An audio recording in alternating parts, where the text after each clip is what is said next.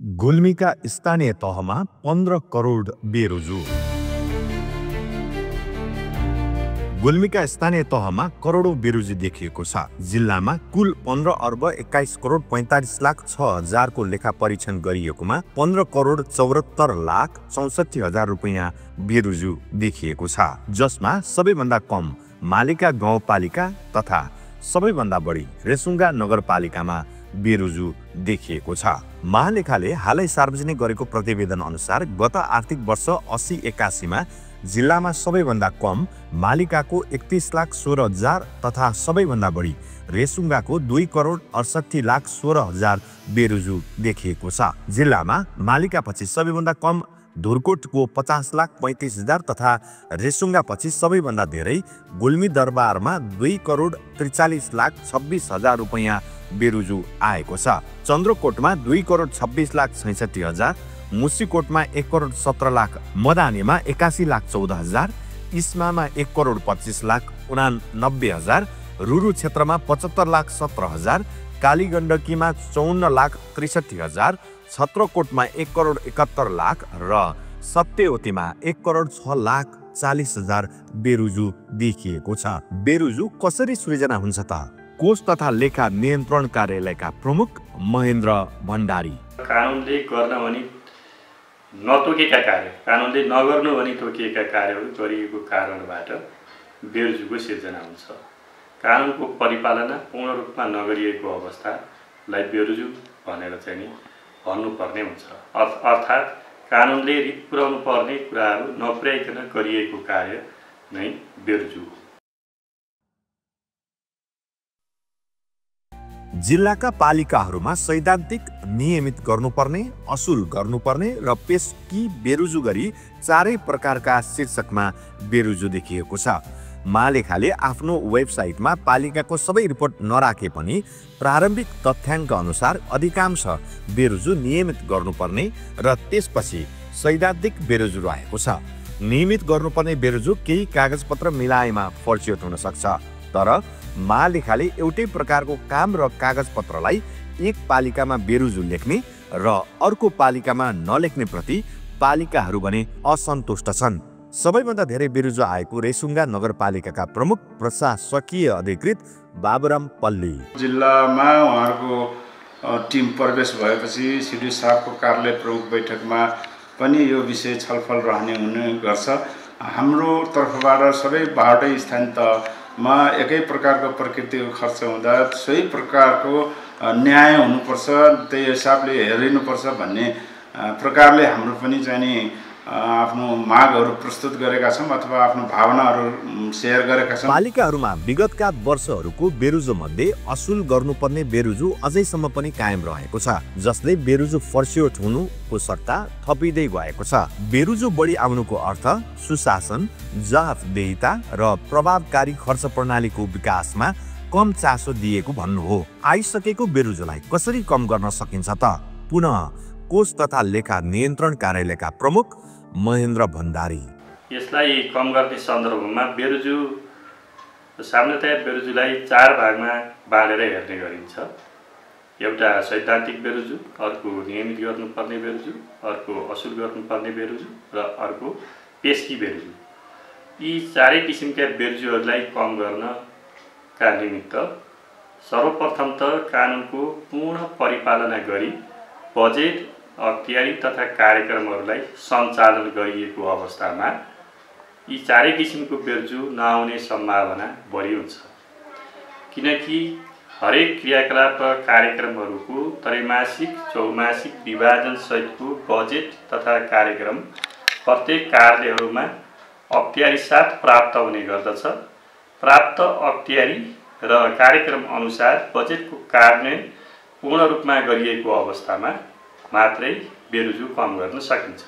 अब आइसकेको बेरोजुलाई कसरी फेरि फर्चोट गर्न सकिन्छ भन्ने सन्दर्भमा फेरि तिनै 4 प्रकारका बेरोजुहरूको फर्चोटको निमित्त आफ्नै तरिकाहरू रहेका छन्। जस्तो उदाहरणको लागि हामीले सैद्धान्तिक बेरोजुलाई यस्तो कारणले गर्दाखेरि यो गर्नुपर्ने बाध्यता भएको हो भन्ने कुरा सम्बन्धित अख्तियारवालाले गरेको अवस्थामा मात्रै पूर्ण पुष्टि गरेको अवस्था मात्रै त्यो बेरुजु सैद्धान्तिक रूपमा सम्परीक्षण हुन सक्दछ भने त्यस्तै गरिकन नियमित गर्नुपर्ने बेरुजुको सन्दर्भमा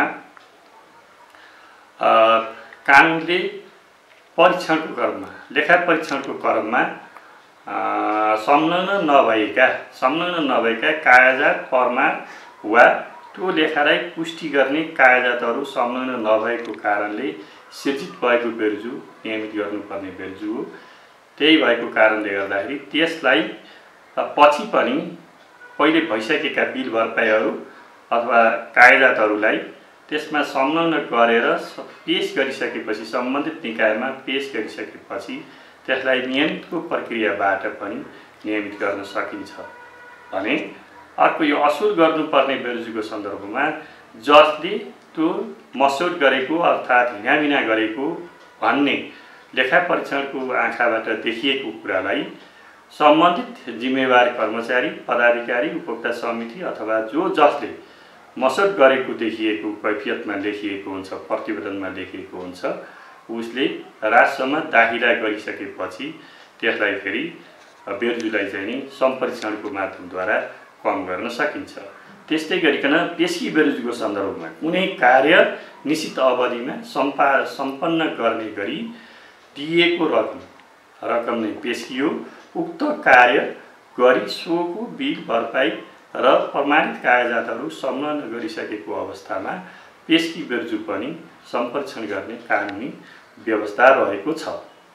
अब यस सन्दर्भमा कसरी अझ यसलाई बेरुजुलाई आइसकेको बेरुजुलाई सम्परीक्षण फरछोड गर्ने तरिका त यी भई यसलाई कसरी न्यूनीकरण गर्न सकिन्छ त भन्ने सन्दर्भमा जिम्मेवार पदाधिकारी वा कर्मचारीहरू आफ्नो कार्यप्रति आफूलाई दिएको म्यान्डेट अथवा कार्यप्रति पूर्ण रूपमा जानकार भई त्यसलाई प्राप्त बजेट तथा अख्तियारी अनुसार कार्यक्रम कार्यान्वयन गरियो भने बेरुजु आउँदैन।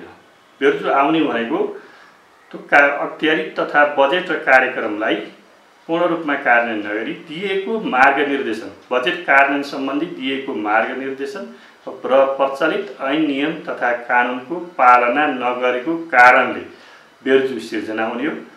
त्यही भएर हामीले प्राप्त ऐन नियम र बजेट कार्यान्वयन सम्बन्धी मार्गदर्शनलाई पूर्ण रूपमा पालना गरी बजेटको कार्यान्वयन गरियो भनेदेखि बेरुजु न्यून हुन्छ। तिनै 4 प्रकारका बेरुजुहरूको फरछोडको निमित्त आफ्नै तरिकाहरू रहेका छन्। जस्तो उदाहरणको लागि हामीले सैद्धान्तिक बेरुजुलाई यस्तो कारणले गर्दाखेरि यो गर्नुपर्ने बाध्यता भएको हो भन्ने कुरा सम्बन्धित अख्तियारवालाले गरेको अवस्थामा मात्रै पूर्ण पुष्टि गरेको अवस्था मात्रै त्यो बेरुजु सैद्धान्तिक रूपमा सम्परीक्षण हुन सक्दछ भने त्यस्तै गरिकन नियमित गर्नुपर्ने बेरुजुको सन्दर्भमा